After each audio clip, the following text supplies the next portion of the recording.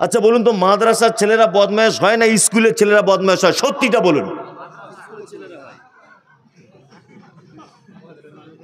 বলুন। মাদ্রাসার কারা কারা মাদ্রাসার বলছেন হাত তুলুন তো, তুলুন। সবাই মাদ্রাসারই জানে, কিন্তু ভয়ে তুলছে না। আবার মাদ্রাসা যারা অর্ধেক পড়ে ছেড়ে দিয়েছে, ওরে বাবা, ও তো আরো খাতারনাক। মানে শয়তান ও রাস্তায় হাঁটে না, ও যে রাস্তায় যায়, ওর বদমাইশির কোয়ালিটি আলাদা। কি বলছি বুঝতে পারছেন না? এর সব যুক্তি আছে, সব কারণ আছে। তাহলে স্কুলের ছেলেদের শয়তান রাগ করে না কেন বলুন তো? ওই যে আপনার ছেলে স্কুলে গিয়েই জনগণ মন অধিনায়ক জয় হে ভারত ভাগ্য বিধাতা, শয়তান ভাবছে এ তো শালা আমার দলই আছে, তো আমার দলই। কি বলছি বুঝতে পারছেন? এ তো আমার দলের লোক।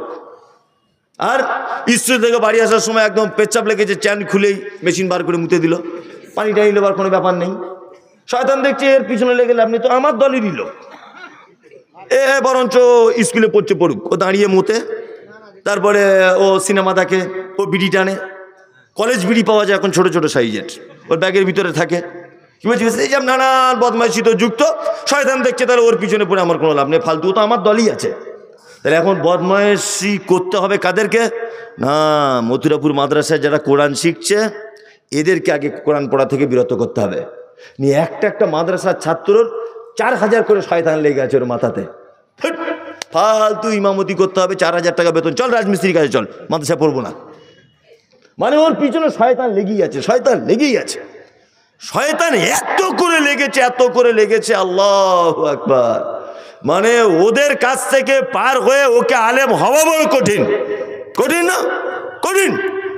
আমার মনে হয় যত ছেলে মুর্শিদাবাদের মাটিতে মাদ্রাসায় পড়েছে, তত ছেলে যদি আলেম তৈরি হতো, একটা পরিবারে মনে হয় 4-5টা হাফেজ মাওলানা পাওয়া যেত। যেত না? একটাও হতে পেরেছে? হতে পেরেছে বলুন?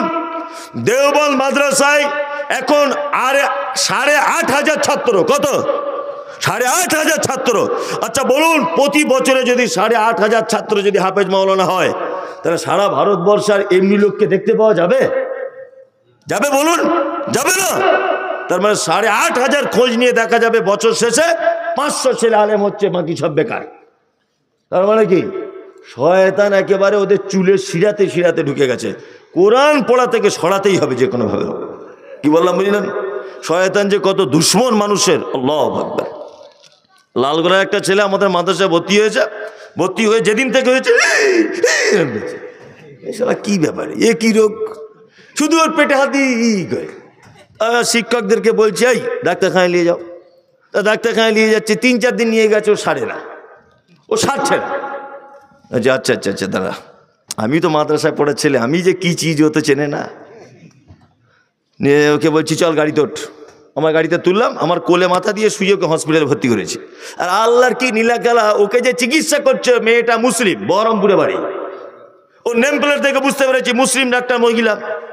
তো ওকে একটু একা পেয়ে জিজ্ঞেস করে বলছি, বোন ছেলেটাকে একটু ভালো করে চিকিৎসা করো। তা বলছি হুজুর আপনাকে আমি চিনি, আপনি মমতাজুল ইসলাম, আমার মা আপনার খুব বক্তব্য শোনে, ওই লজ্জায় কিছু বলতে পারছি না।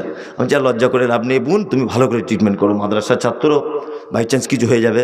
তখন বলছে আমি 4-5 ঘন্টা সিলাইন চালাচ্ছি, আর নার্সিং হোমে এত ভালো চিকিৎসা হয় না, ওকে যে চিকিৎসা আমি করছি। হসপিটালে তারপরে 4 ঘন্টা পরে আমি গিয়েছি দেখতে, করছি, সেটা তো কঠিন রোগ।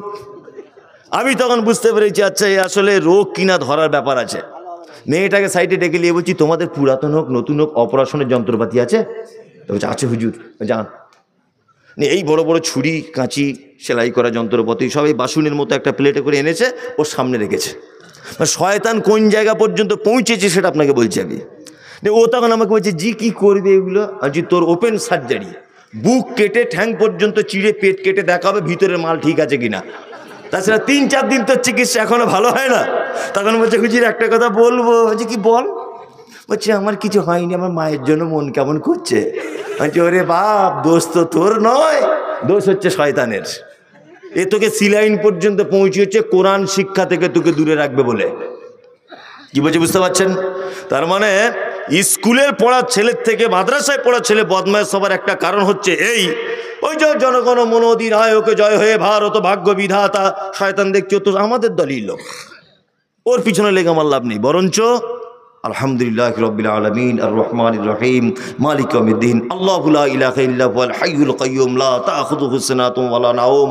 এইগুলো যারা করছে শয়তান দেখছে এদেরকে এর থেকে বিরত রাখতে হবে, কারণ এরা তেলাওয়াত করলেই স্রষ্টার সম্পর্কে জ্ঞান চলে আসবে, তখন আর আমার কলে সহজে পড়বে না। ওই জন্য সব থেকে বড় শত্রু হচ্ছে কোরআন তেলাওয়াতকারীর শয়তান।